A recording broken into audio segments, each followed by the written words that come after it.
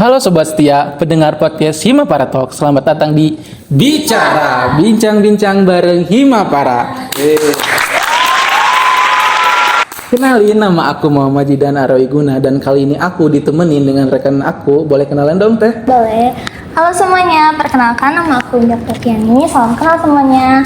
Sebelum kita ngobrol bareng, kira-kira Kang Zidan tahu gak sih ada yang baru di Himapara? Wah, apa tuh Di? Apa yang baru ya?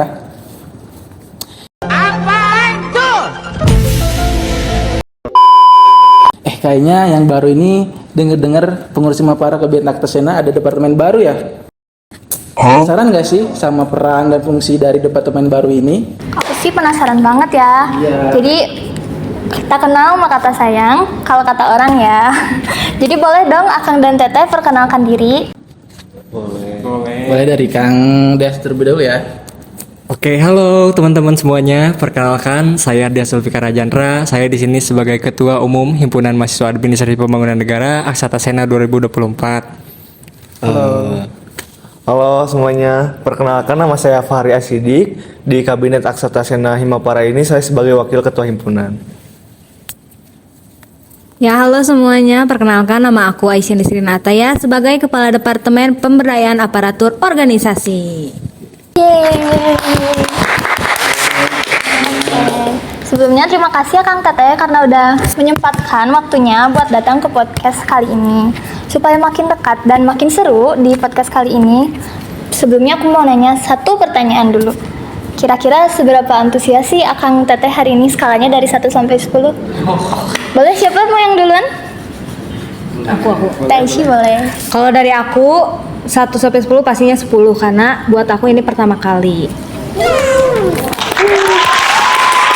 Kalau dari aku juga, aku excited banget nih soalnya 100% mungkin ya, karena ini juga merupakan salah satu program kerja dari Himapara. Jadi saya turut mendukung gitu, kami mendukung terkait dengan program Himapara. Aku juga pastinya 10 dong, karena emang pengalaman pertama aku jadi pembicara di podcast dan itu pengalaman yang berharga sih buat aku, jadi aku kasih 10. Wow, semoga antusiasme dari Akang Teteh ini berlanjut sampai akhir ya. Oke, kita lanjut ke pertanyaan selanjutnya. Karena departemen PO ini departemen baru dari kabinet sekarang, jadi kita masih belum banyak tahu nih tentang departemen ini. Jadi apa sih departemen PO ini dan tugas utamanya apa sih dari departemen PO? Boleh dari siapa? Oke, halo teman-teman semuanya. Jadi Departemen PAU ini merupakan salah satu departemen baru di Kabinet Aksatasena 2024. Karena ini merupakan pemikiran kami berdua dan juga ada mungkin kakak tingkat ya, terkait dari perubahan atau departemen baru terkait untuk membangun atau membentuk suatu kestabilan dalam organisasi gitu. Soalnya dari kemarin-kemarin juga menurut kami dari setiap departemen yang ada itu tidak ada yang menjurus kepada stabilitas terhadap kepengurusan itu sendiri. Jadi bagaimanapun juga kami di sini ingin kepengurusan itu tetap stabil dan tetap berlanjut sampai akhir gitu. Terutama bagi beberapa ada orang yang hilang-hilangan juga ya Kang ya. Teh dari tahun kemarin juga pasti ada. Nah, itu merupakan salah satu solusi dari kami untuk bisa membangun dari kepengurusan yang ada supaya lebih aktif dan lebih giat gitu. Mungkin ada tambahan Kang Bari? Cukup juga ya. Jadi intinya departemen PAU ini merupakan departemen yang menjaga kestabilan dari tiap departemen yang ada dan juga menilai dari setiap departemen yang ada untuk bisa saling mendukung dan juga menghormati satu sama lain. Begitu mungkin Kang Jidan. Oke, terima kasih Kang Des atas jawabannya. Jadi mungkin departemen PO ini menjadi pengawas ya dari setiap anggota-anggota Himapara yang ada di kabinet sekarang. Keren banget nggak sih? Keren banget, 100% kerennya. Nah, karena kita udah tahu sedikit tentang Departemen PAO, kalau gitu kita cari tahu yuk tentang Departemen PAO lebih dalam. Nah, Kang Teteh kami izin bertanya beberapa pertanyaan mengenai Departemen PAO ya. Boleh. Oke, mungkin ini yang pertama kali ya. Apa sih alasan dibalik dibentuknya Departemen PAO ini? Boleh mungkin dari Kang Dias atau Kang Fahri? Boleh. Jadi untuk alasan kenapa dibuatnya Departemen PAO, mungkin kita lihat dari ormawa yang ada di kampus kita gitu. Ada beberapa ormawa yang bersinergi seperti BEM punya badan pengawas yaitu DPM, sedangkan Hima sendiri nggak punya badan pengawas. Jadi kita berinisiatif untuk di Himapara sendiri kita membuat badan pengawas untuk kita sendiri yaitu PAO. Karena pada dasarnya kayaknya misalkan kalau kita sidang, kita yang bikin sidang, terus kita yang mengesahkan sidang, kayak gimana gitu kesannya, kayak apapun bisa dimanipulatif gitu seperti itu. Walaupun anggota dari PO sendiri masih anggota dari kami, cuman mereka udah dikasih tanggung jawab dan bisa jadi batasan buat kita berperilaku lah seperti itu. Dan ya betul. Tadi kata Kang Deas dan kata Kang Jidan, PO di sini sebagai pengawas gitu, dari pengawas perilaku, pengawas kinerja anggota, pengawas dari kegiatan Himapara itu sendiri, dan pengawasan dari proker-proker biar tetap on the track gitu teman-teman gitu. Udah sih dari aku gitu aja. Boleh ada tambahan lain dari Kang Des? Cukup. Oke, lanjutin Ji. Oke, kalau gitu kita ke pertanyaan selanjutnya ya Kang Teh. Sebenarnya sudah direncanakan dari kapan sih Departemen PO ini? Karena kan sebelum dibentuk pasti sudah direncanakan terlebih dahulu. Nah, kira-kira kita boleh tahu gak sih sejak kapan direncanakannya pembentukan Departemen PO ini? Boleh? Oke, untuk pembentukan Departemen PAO ini tercetus sebenarnya dari tahun lalu juga ada pemikiran dari kami berdua terkait dari pembentukan Departemen PAO ini. Ditambah ada beberapa masukan dari pengurus yang lama terkait dari departemen-departemen yang mungkin harus dibuat gitu, karena untuk menjaga kestabilan dari Ormawa itu sendiri gitu, khususnya dari Himapara gitu. Nah, kami membentuk salah satu departemen baru ini dengan berbagai visi dan juga misi yang kami ambil, terutama untuk dalam pencalonan dari Himapara pada saat itu ya. Karena menurut kami PAO ini merupakan departemen yang cukup penting untuk menjaga kestabilan dari tiap ormawanya, terus tiap departemennya gitu, mau seperti apa ke depannya, dan juga progres dan juga grafik dari program kerja yang ada itu harus bisa diseimbangkan selain dari segi pengawasan. Jadi intinya Departemen PAO ini tercetus oleh kami berdua. Semenjak saat itu kami coba mendiskusikan hal ini bareng-bareng dan juga ada beberapa masukan dari kakak-kakak tingkat, dan akhirnya terbentuk juga Departemen PAO ini, dan kami mengaplikasikan dan mengimplementasikan di departemen dan kabinet baru ini gitu. Oke, boleh ke pertanyaan selanjutnya kalau gitu. Nah, Kang Deas, mungkin kan Departemen PAO ini kan baru nih ya. Jadi ada ketakutan nggak sih dalam pembentukan Departemen PAO ini? Jadi apa sih yang membuat Akang yakin terhadap pembentukan Departemen PAO ini? Apakah 100% yakin atau kayak gimana? Mungkin dari saya dulu ya Kang. Oke, mungkin dari segi pembentukan kami 100% yakin terkait dari membantu progres dari Himapara itu sendiri. Oleh karena itu dalam pemetaan dan juga penseleksian saat Departemen PAO itu dibuatkan, kami alhamdulillahnya memikirkan beberapa seleksi dan beberapa orang-orang yang notabene-nya cocok buat ada di Departemen PAO itu. Gitu. Nah, saat pemilihan saat itu kami berdua berdiskusi terkait dari departemen dan juga tupoksi yang jelas untuk Departemen PAO ini. Nah, ketakutan sih mungkin ada ya Kang ya. Yang pertama mungkin ketakutan yang pertama, ditakutkan departemen ini karena baru, mungkin nggak ada pengalaman sebelumnya terkait dari departemen baru. Terus yang kedua mungkin departemen baru ini belum memiliki beberapa program kerja yang cukup konstan, instan gitu. Karena ini merupakan baru, departemen baru, oleh karena itu kita harus juga membuat program kerja yang baru. Nah, ditakutkan program kerja yang baru ini bisa berbentrokan dengan departemen yang memiliki program kerja turunan gitu. Oleh karena itu kami di situ cukup ketakutan gitu terkait dari perubahan timeline. Tapi alhamdulillahnya kami semua berdiskusi terkait dari penempatan dari program kerja dari setiap tanggalnya. Kami menyesuaikan dengan bulan-bulan yang ada supaya tidak berbentrokan satu sama lain gitu. Teman. Mungkin kalau ditanya seberapa yakin, betul, karena 100% kami yakin, karena kami tahu di sini fungsinya PAO sebagai apa, dan kita juga tahu menempatkan PAO di Himapara ini sebagai departemen seperti apa gitu, kami tahu. Dan untuk kekhawatiran sendiri emang karena peran dari PAO ini cukup sentral dan cukup penting, dan emang punya wewenang yang cukup besar di Himapara. Betul. Yang kami takutkan ya takutnya si departemen ini merasa overpower apa gimana kan. Cuman alhamdulillahnya dengan anggota-anggota yang kami punya saat ini, PAO sendiri jadi departemen yang mandiri dan departemen yang ya mereka tahu tugas mereka apa dan mereka sadar posisi mereka sebagai apa kan, nggak dia terlalu over jadinya gitu. Paling itu aja. Oke, Oke, selanjutnya mungkin ini pertanyaan dikhususkan untuk Teh Aisyah karena Teh Aisyah ini kepala departemen PAO. Jadi pasti deg-degan gak sih Teh?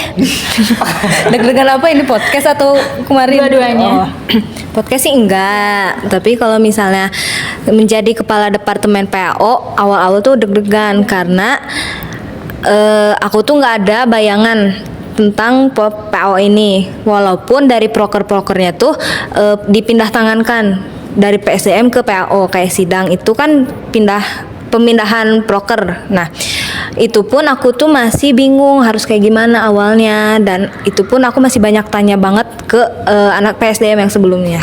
Paling itu sih, cuman bingung dan gak tahu harus ngapain. Oke.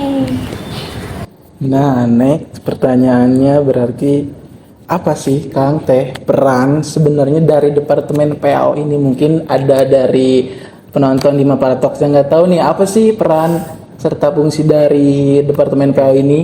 Mungkin mulai dari Teh Aisyah dulu sebagai pejabat kepala departemen sekarang. Oke, jadi yang kayak tadi udah disebutin sama Dea sama Ai, peran PAO itu pasti menjaga kestabilan pengurus di Himapara. Selain itu juga PAO ini juga mengawasi dari setiap pengurus ataupun dari departemen di Himapara.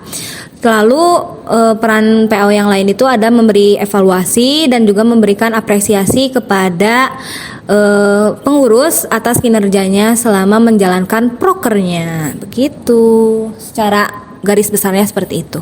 Oke, terima kasih aja Tinggi. Oke, selanjutnya pertanyaannya kira-kira kita tuh boleh tahu gak sih proker dari PAO ini apa aja? Terus kayak program kerja yang nanti akan disebutkan berpengaruh gak dalam pengembangan dari setiap departemennya? Aku dulu. Ya. Mungkin proker-proker yang dari PAO ini ada sidang tahunan. Sidang tahunan itu ada sidang awal, sidang tengah, sama sidang akhir. Lalu ada proker staffing, ada proker sport day, dan juga bukan proker sih, kayak kegiatan tuh kayak apresiasi kabinet dan juga pendataan inventaris. Nah, kalau berpengaruh ke tiap departemen itu pengaruh sih, karena dilihat dari sidang tuh kita memberi evaluasi terutama. Nah, bagaimana apa aja yang harus dievaluasi, dan juga apresiasi kabinet juga memberikan apresiasi kepada pengurus khususnya. Begitu. Ada tambahan?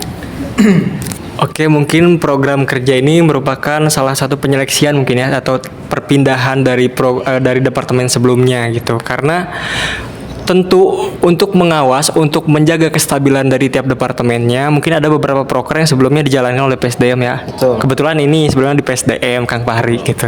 Nah, kebetulan dari segi sidang awal, terus juga apresiasi kabinet, itu sebelumnya ada di PSDM. Kenapa dipindahkan? Mungkin yang pertama untuk mempengaruhi setiap pengurus yang ada. Itu dicontohkan dengan cara PSDM itu kami berpikirnya pengembangan sumber daya mahasiswa, jadi lebih notabene ke mahasiswa APN yang ada gitu ya. Sementara untuk PAO ini pengembangan aparatur organisasi, jadi untuk aparatur organisasi aja yang ada di Himpunan Mahasiswa Administrasi Pembangunan Negara gitu. Jadi notabene dari segi proker-proker yang ada pasti mempengaruhi dari setiap pengurus yang ada. Contohnya kayak staffing itu mempengaruhi untuk membentuk kader ya Kak. Terus yang kedua dari segi sidang awal itu mempengaruhi dari segi laporan kinerja atau evaluasi tadi yang telah Aisyah sebutkan. Terus yang ketiga tadi dari segi apresiasi kabinet itu juga memberikan apresiasi ya bagi pengurus-pengurus yang ada gitu dari per bulan dan juga setiap periode ya mungkin 1 tahun periode. Oke. Periode dan akhir. Di tengah dan akhir periode. Ada tambahan nggak? Enggak.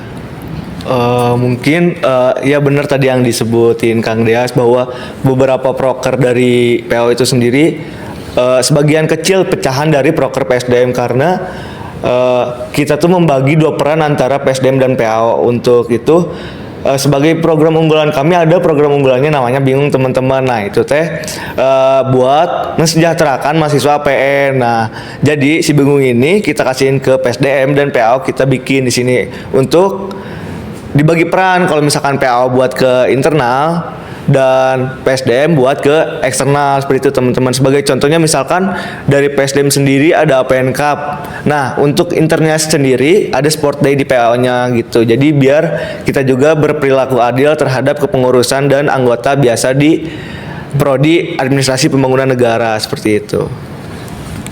Nah, kalau misalkan kalian bingung, proker sekarang itu namanya DIS1, Discuss for APN. Jadi asalnya namanya bingung, bimbingan sambil ngariung, kita revisi mungkin ya. Revisi atau kita kemas lagi menjadi lebih baik gitu katanya. Agar konotasinya bisa diterima oleh kalangan semua orang gitu. Jadi namanya DIS1, Discuss for APN gitu. Nah, bagi teman-teman ayo isi link dan juga ikut dari segi program kerja DIS1 ini di sini. Oke. Oke, terima kasih buat Kang Des sama Teh Aisyah dan Kang Fahri. Mungkin ada pertanyaan selanjutnya.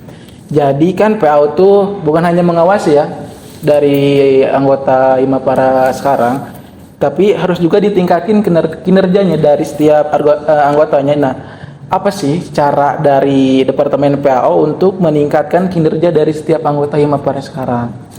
Boleh?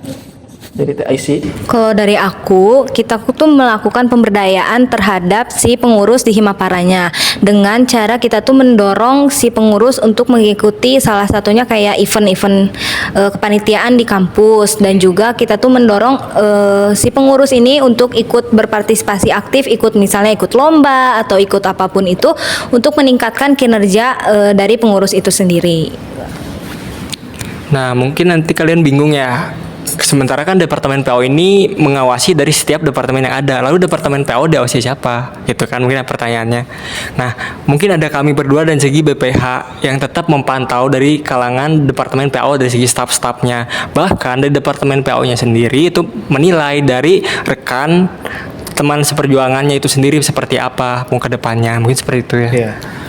Karena kita juga sadar bahwa PAO ini departemen yang baru, kami di sini mengawasi semua departemen. Cuman dari PAO ini kita mempunyai sedikit pengawasan lebih terhadap departemen PAO ini karena yang dikhawatirkan tadi Overpower gitu. ya overpower dan dia tidak tahu arah atau bingung dengan program kerja karena masih baru gitu. Jadi emang dapat pengawasan lebih seperti itu teman-teman. Jadi PAO mengawasi anggotanya dan PAO diawasi oleh BPH seperti itu. Oke. Emang Teh Aisyah kelihatan overpower gitu? Enggak. Makanya kita milih dia gitu. Jadi itu alasan dibalik dipilihnya Teh Aisyah ya. Humble banget emang bener ya.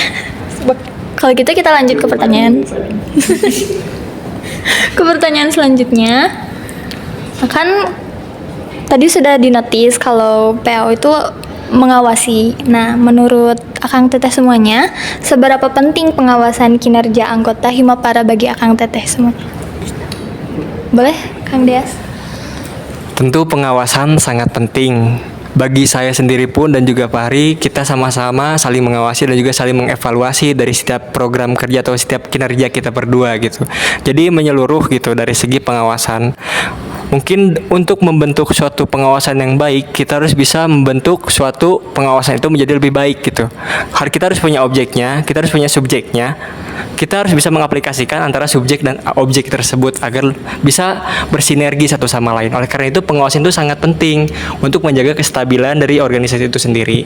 Kenapa penting? Karena kalau misalkan tidak ada pengawasan, mungkin terjadinya ketidakstabilan atau tidak tahu arah yang tadi Kang Aisyah TIC maaf TIC dan juga kamu Fahri sebutkan mungkin ya terkait dari ketidakadanya arah atau tujuan. Oleh karena itu pengawasan ini penting dan perlu dilakukan bagi setiap ormawa gitu ya. Mungkin kalau secara harfiah mengawasi dan memperhatikan itu hampir sama ya teman-teman. Jadi ya mungkin yang dilakukan oleh PAO selain mengawas, mungkin dari PAO juga memperhatikan kinerja dari anggota Himapara itu seperti apa, dan misalkan ada problem atau kayak gimana tuh PAO juga memperhatikan gitu. Jadi PAO tuh menyaring semua anggota terus dilaporkan sama BPH gitu. Jadi lebih membantu. Jadi emang seberapa penting ya sangat penting kalau misalkan ada anggota yang tidak kami perhatikan karena ada 52 anggota, kita gak mungkin dong merhatiin satu-satu gitu teman-teman. Iya, jadi sangat penting agar merasa anggota tuh dianggap di sini dan di treat sebagai keluarga gitu. Kita tepuk tangan dulu. Ya, mungkin kayak gitu aja sih. Soalnya penting banget teman-teman. Bisa penting banget ya mengawasi dari setiap anggota itu. Ayo aku jawab nggak? Ya kalau menurut aku pengawasan juga penting karena kalau misalnya nggak ada pengawasan para pengurus kinerjanya kalau misalnya abal-abalan atau apa sih kayak ya istilahnya menyeleweng gitu, gimana gitu terhadap Himaparanya sendiri itu bagaimana begitu kalau dari aku. Tepuk tangan dulu. Wow, pertanyaan sangat-sangat wow pokoknya ya. Ya. Dari setiap orang TT ini. Nah, buat Teh IC secara spesifik buat Teh IC ya. Jadi bagaimana sih Departemen PO ini mengukur keberhasilan dari setiap evaluasi program-program kerja yang telah dilaksanakan oleh setiap departemennya? Ya, jadi kalau dari aku ini ya, kayak kita kan ada apresiasi kabinet dan ada juga staff of the moon. Nah, kita mengevaluasinya tuh dari situ, salah satunya dari situ. Selain itu juga kita dari Departemen PAO ini juga melakukan kayak nanya-nanya gitulah ke kadepnya, bagaimana sih orang ini tuh menjalankan prokernya itu bagaimana, apakah bagus atau tidak, begitu sih kalau dari aku. Ada tambahan? Boleh. Oke, mungkin tadi titik keberhasilan Departemen PAO mungkin ya. Titik ukur keberhasilan mungkin dari kaderisasi mungkin ya. Kaderisasi Himapara gitu. Karena PAO ini ditumbuhkan untuk bisa mengkader dari setiap anggota yang ada. Begitupun Departemen PAO-nya sendiri gitu. Karena menurut kami titik kesuksesan seorang pemimpin dan itu bisa dapat membentuk kader-kader yang berkompeten gitu. Oleh karena itu kami mendirikan PAO ini agar kader-kader yang berkompeten itu bisa diaplikasikan dari lingkungan sehari-harinya gitu. Terutama bagi lingkungan kampus itu sendiri gitu ya, memberikan sumbangsih bagi lingkungan kampus dan juga masyarakat gitu. Ada tambahan? Ya, paling tolak ukur keberhasilan PAO karena kalau misalkan grafik dari program kerja itu nggak monoton, jadi kalau misalkan digrafikin naik gitu, jadi biar anggota Himapara itu sendiri gak ngerasa bosan dan gak ngerasa mereka tuh udah lepas dari tanggung jawab sebelum periode selesai seperti itu.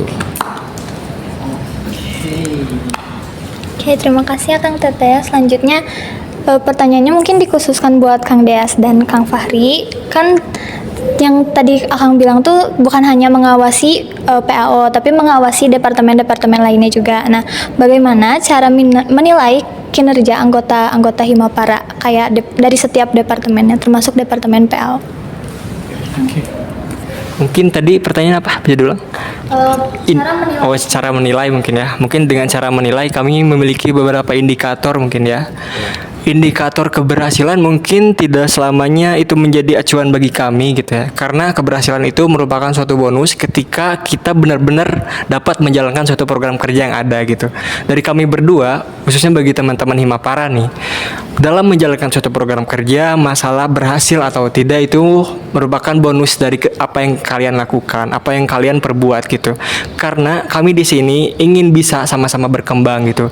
Kalian bisa dan juga kami bisa memberikan pengaruh bagi kalian atau memberikan sama-sama belajar, mungkin kami juga masih belajar gitu, sama-sama memberikan pembelajaran gitu dari kita ataupun dari kalian kepada kami, dari bagaimana itu mengolah atau memanajemen waktu, bagaimana itu bisa memberikan suatu pengambilan keputusan, dan bagaimana itu berkomunikasi dan berdiskusi dua arah, baik itu dari segi demokrasi dan juga musyawarah mufakat mungkin ya. Karena menurut kami keberhasilan itu merupakan bonus ketika kalian benar-benar mengerjakan suatu program kerja itu dengan sungguh-sungguh gitu ya. Terus indikator yang kedua mungkin dari kami dalam segi menilai dari segi departemen yang ada itu memberikan apresiasi dan juga dari teman-teman cukup menganggap kami itu sebagai keluarga gitu ya. Karena di sini asas kekeluargaan Himapara itu asas kekeluargaan maksudnya. Jadi Himapara itu memiliki asas kekeluargaan. Jadi kami itu tidak ingin dari segi staf-staf maupun anggota-anggota Himapara itu memiliki senioritas tanda kutip atau gap yang cukup tinggi gitu. Kami tidak ingin suatu organisasi itu menjadi seperti itu, dan juga tidak mau memiliki organisasi yang toksik gitu mungkin ya. Mungkin dari saya segitu, ada teman. Ya. kalau misalkan untuk menilai departemen-departemen lain dan anggotanya, mungkin dari kami yang pertama, ya tadi udah disebutin beberapa indikator penilaiannya. Mungkin ada penilaian lebih, yaitu jadi penilaian, ya kan ada absensi ya teman-teman, ada absensi kehadiran gitu. Mungkin dari mereka mematuhi aturan yang telah dibuat di SOP masing-masing departemen dan menjalankan ADART dengan baik, itu udah bentuk penilaian dari kami juga gitu, seperti itu teman-teman. Jadi emang ada beberapa indikator yang harus dilaksanakan sama teman-teman gitu. Oke, terima kasih Kang Des, Kang Fahri, Kang TIC. Mungkin ini last question ya dari kami sama saya, dari dan sama Indi. Apa sih harapan dari Kang Des, TIC, Kang Fahri untuk departemen baru PAO ini, dan harapan untuk Kabinet Himapara untuk sekarang? Harapannya apa sih? Kan sekarang baru terbentuk gitu ya Himapara. Jadi apa sih harapan kalian untuk Himapara maupun departemen PAO? Boleh dari TIC dulu. Ya, mungkin harapan aku buat PAO dan juga Himapara kabinet yang baru yaitu tetap terus berkembang gitu, nggak hanya diam di posisi itu loh, kayak diam di tempat doang gitu, karena kayak kita tuh ada beban sendiri gitu loh, kayak kita tuh dapat apa ya, tanda kutip tuh kayak ormawa paling aktif lah atau apalah gitu loh. Jadi kayak labeling terhadap Himapara tuh kayak berat banget gitu. Jadi jangan cuman diam di tempat dan terus mengeluarkan prestasi gitu loh. Dan untuk departemen PAO terus belajar dari proker-proker ataupun dari pengalaman-pengalaman. Oke, di sini mungkin teman-teman bisa plus dulu karena di sini juga kami berterima kasih ya, karena kami di sini memilih TIC itu karena kami percaya sama TIC bahwa TIC itu bisa dapat membawa PAO itu menjadi lebih baik, terutama ini departemen baru dan juga pertama kali ya diutus gitu ya. Nah, mungkin harapannya bagi kami untuk departemen PAO ini, yang pertama departemen PAO ini bisa menjadi mungkin contoh ya bagi departemen lain agar bisa lebih aktif gitu, agar bisa lebih berkembang yang tadi disebutkan oleh TIC. Berkembang itu tanda kutip bukan hanya dari segi diri sendiri, tapi bisa berkembang membantu orang lain gitu. Karena sebaik-baiknya amal itu bisa kita serahkan kepada orang lain, atau kita ikuti kita berikan kepada orang lain dari segi pengajaran ilmunya gitu ya, sebaik-baiknya amal seperti itu kan. Nah, terus juga mungkin yang kedua harapannya mungkin TIC juga terutama bisa menjadi vokal atau tolak ukur bagi setiap staff-staffnya gitu ya, karena mungkin departemen PAO ini karena baru, mungkin TIC juga harus cukup bawel ya, mungkin untuk mengatur dari segi mengarahkan staff-staff PAO itu yang ada gitu, untuk bisa menjadi lebih relevan dengan departemen yang lain dan juga lebih akrab gitu ya satu sama lain. Mungkin harapan bagi Himapara, bagi saya sendiri itu mungkin yang pertama, karena mungkin kami ini berdua cukup dipertemukan dengan kondisi yang berbeda mungkin ya, karena sebelumnya kami itu beda circle, tanda kutip ya, beda circle, tapi kami di sini memiliki satu tujuan yang sama gitu, karena di sini kami benar-benar ingin membentuk Himapara itu menjadi sebuah keluarga gitu. Jadi segimanapun kami ke depannya, tolak ukur kami adalah membentuk Himapara itu menjadi sebuah keluarga yang benar-benar keluarga bagi kami gitu. Mungkin saya. Kalau misalkan tolak ukur keberhasilan dari PAO sendiri ya, Harapan dari Himapara ke depannya. harapan dari Himapara dan departemen PAO Ya, kan. yang baru untuk sekarang. Kalau untuk harapan buat PAO sendiri ya, semoga departemen PAO bisa sustain lah, bisa berkelanjutan di periode-periode berikutnya, dan semoga departemen PAO bisa mengemban tugasnya dengan baik gitu, dan semoga departemen PAO bisa terus berkembang dan berinovasi apa saja program kerja yang akan dikeluarkan di kabinet berikutnya seperti itu. Dan untuk harapan buat Himapara sendiri ya, semoga dapat yang seperti yang tadi kami inginkan, dapat menciptakan kader-kader yang aktif, kreatif, serta berkompeten. Amin, ya. Semoga itu bisa terlaksana di kabinet sekarang dan berkelanjutan di kabinet berikutnya. Amin. Boleh dong tepuk tangan yang ada di sini. Boleh. Wah, ternyata pertanyaannya udah habis nih, Kang. Hanya keasikan berbagi cerita. Jadi nggak kerasa kan waktunya. Ya, terima kasih juga buat Akang Teteh yang udah menjawab pertanyaan-pertanyaan dari kami. Boleh, Di? Oke. Sebelum penutupan, ada satu pertanyaan terakhir nih buat Akang Teteh. Satu aja ya, satu lagi aja. Coba kasih tahu dong perasaan dan kesan pesan Akang Teteh di bicara kali ini. Terus seneng gak sih buat sesi bicara kali ini? Boleh? Kesan mungkin ya, kalau pesan mah ya tetap terus berjaya lah. Nah mungkin kalau kesan itu pasti benar, ini first impression aku dalam podcast, apalagi jadi pembicara. Jarang-jarang aku menjadi pembicara.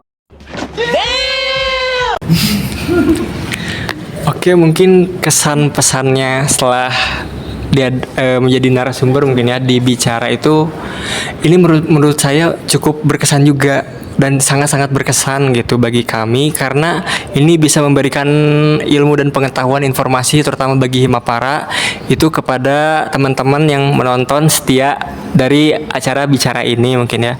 Mungkin pesannya dari kami ya agar tetap berkelanjutan aja ya dari segi program kerja yang ada. Amin.